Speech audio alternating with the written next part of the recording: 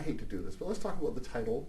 And The Parabolist, yes. And there's a bit of a, is it a pun? Is one who tells parables also a parabolist? Well, it's got an interesting history because when I named the novel The Parabolist, I had no idea it was a real word.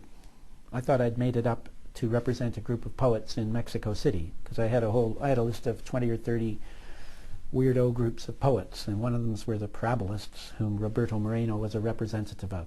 So that was the initial thought. The second thought was the parabola, the way it's shaped. It collects energy from sources and it concentrates it in a focus, which I say can either illuminate, or if it's left unchecked, it can destroy everything in its path.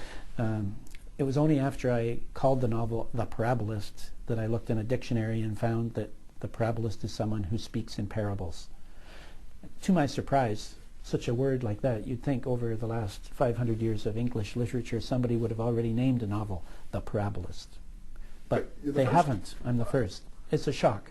And there are no parables in the book. So it's a red herring. The first definition of someone who speaks in parables. I'm not aware of a parable in the book. There are no loaves and fishes. There's nothing like that. And but it is the true definition of the word. But it's not my definition. That just came about by chance.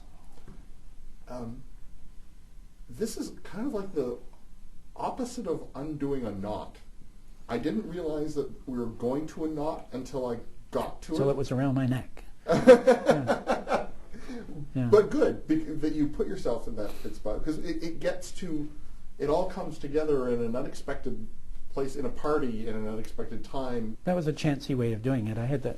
There's a lot of things going on there. You never really know what happened at the end, and yet it's quite satisfying, I think, in a way.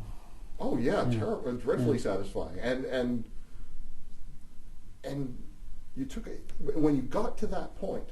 When you get to the point where it all comes together, you actually jump to it being over, and then deconstruct it. Yeah, yeah. Why did you do that?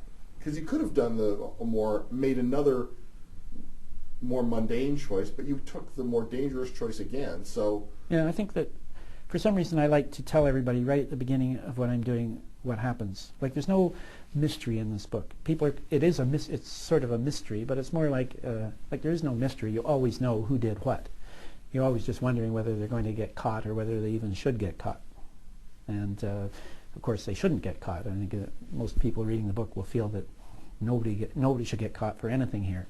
And that's the satisfaction of it. And but deconstructing it or going backwards, even in my short stories, I'll often just write the very first sentence will tell everything that happens in the story, and then the rest of it is how it came to pass. And but it works. It works.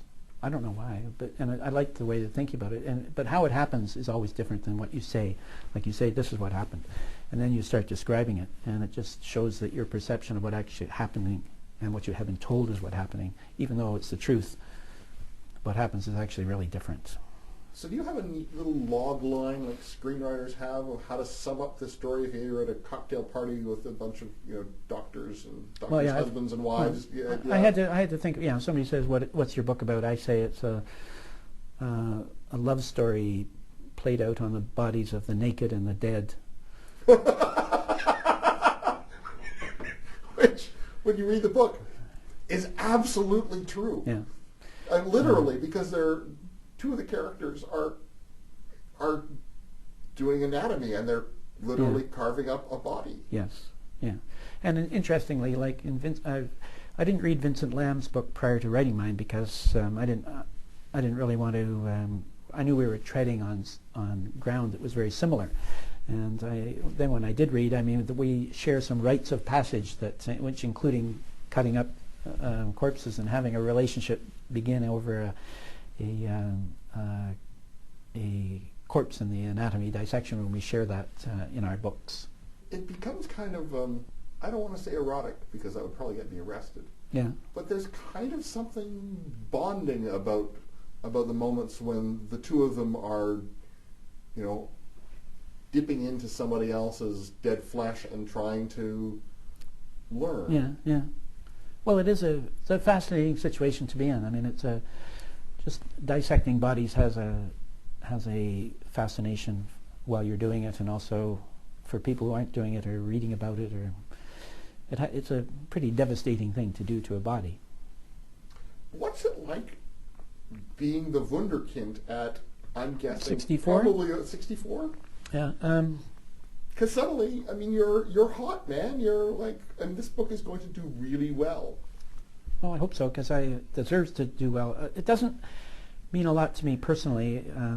I've always felt good about myself, sort of, and I'm a lucky guy. I have a great family and a great wife, and I want to do this public. What we're doing is important to me, and I get to meet some interesting people, who I've never met. But the book is important to me because I think it is different, and it deserves to a fairly wide exposure. And I don't think I'm a Wunderkind. I mean, there's some people that hate my work. I don't know why, but I have this funny comedy and kindness towards people and the sort of the sexual content and stuff. Some people hate it.